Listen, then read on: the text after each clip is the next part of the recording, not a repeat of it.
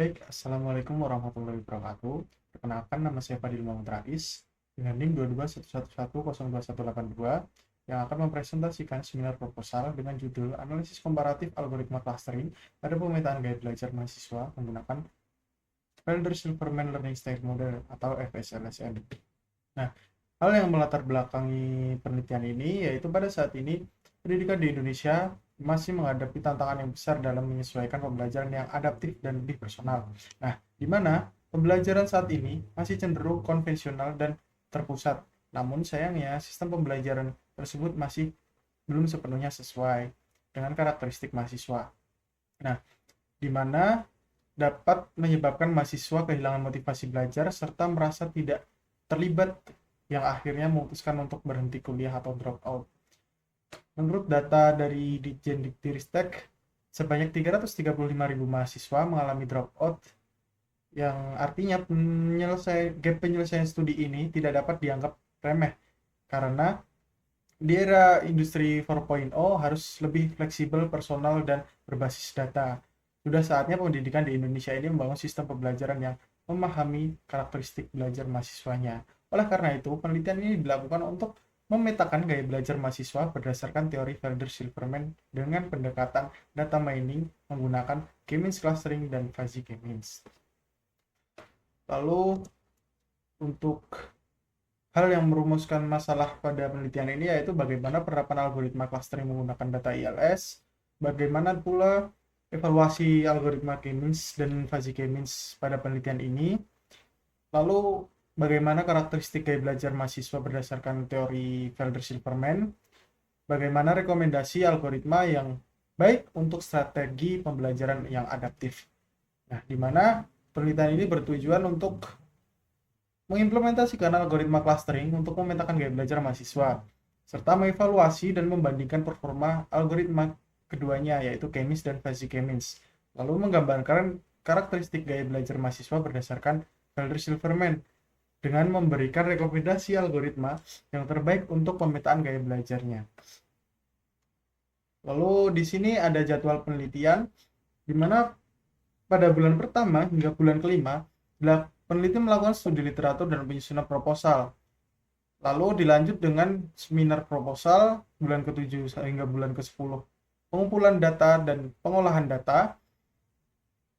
Dan yang terakhir pada bulan 11 hingga 12, bulan ke-12, yaitu analisis evaluasi penyusunan laporan akhir dan juga seminar hasil atau seminar TA. Yang diharapkan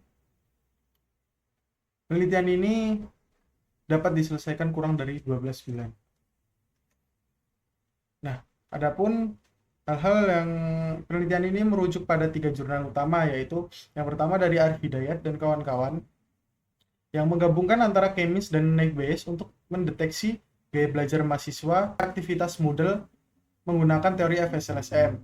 Penelitian ini fokusnya hanya pada prediksi, bukan perbandingan algoritma clustering, dan juga tidak menggunakan instrumen ILS. Lalu yang kedua ada penelitian dari Alan Auri Pamungkas dan kawan-kawan yang dimana di sini menggunakan hierarki clustering untuk membentuk dua kelompok gaya belajar mahasiswa dari data ILS yang berhasil membantu dosen merancang pembelajaran, namun kurang fleksibel dalam menentukan jumlah klaster yang terbaik.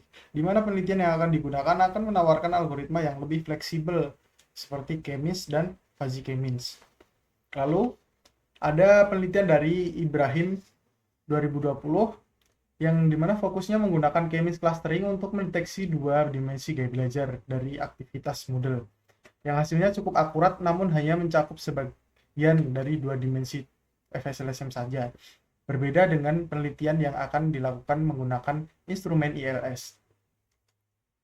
Nah, adapun landasan teori dari penelitian ini yang pertama adalah gaya belajar, di mana cara individu dalam memahami informasi selama proses kegiatan belajar mengajar atau proses di mana individu itu dapat menangkap atau mengelola sebuah informasi. Lalu yang kedua ada Felder-Silverman Learning Style Model yang merupakan model untuk mengelompokkan gaya belajar ke dalam 4 dimensi utama. Yang pertama ada dimensi processing, yaitu aktif dan reflektif, di mana aktif itu cenderung belajar melalui interaksi langsung seperti diskusi atau praktik kelompok, dan reflektif suka suka belajar secara individu dengan merenungkan materi terlebih dahulu. Lalu yang kedua ada perception, yaitu terdapat dua bagian, yaitu sensing dan intuitif. Sensing menyukai informasi yang konkret, sedangkan intuitif itu lebih suka konsep yang teoritis. Lalu untuk yang ketiga ada visual dan verbal. Pada input ini, yang dimana visual itu lebih mudah memahami materi dengan bentuk gambar atau grafik, sedangkan verbal melalui tulisan atau lisan. Nah, lalu ada understanding di mana terdapat sequential dan global, di mana sequential ini belajar secara bertahap, sedangkan global secara menyeluruh. Dan landasan teori yang ketiga ada Index of Learning Style, yaitu instrumen pengelompokan FSLSM yang berisi 44 pertanyaan atau 11 pertanyaan pada setiap dimensi, keempat dimensi yang tadi. Lalu ada K-means clustering, yaitu algoritma partisi yang membagi data ke cluster berdasarkan jarak terdekat atau ke centroid. Lalu ada fuzzy K-means. Fuzzy K-means ini bersifat fuzzy, di mana data bisa masuk beberapa cluster sekaligus dengan derajat keanggotaan. Nah, fuzzy ini termasuk soft clustering. Lalu ada silhouette coefficient sebagai evaluasi metrik yang mengukur kohesi atau kedekatan data dan juga separasi jarak antar cluster.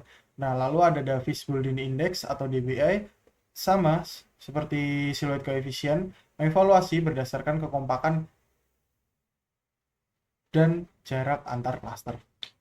Lalu pada penelitian ini digunakan populasi dan sampel datanya adalah mahasiswa angkatan 2023 dan 2024 pada prodi Teknik Informatika di Universitas Telkom Purwokerto, yang populasinya sebanyak 620, dan mendapat sampel datanya setelah dihitung menggunakan rumus Slovin sebanyak 243,14 atau dibulatkan ke atas menjadi 244.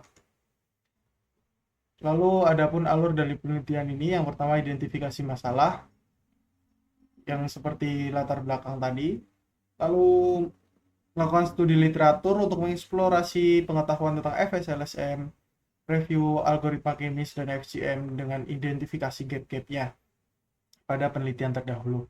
Lalu merancang penelitian di mana menyusun instrumennya, lalu menentukan populasi dan sampel mahasiswanya, pembuatan protokol dan pengumpulan datanya.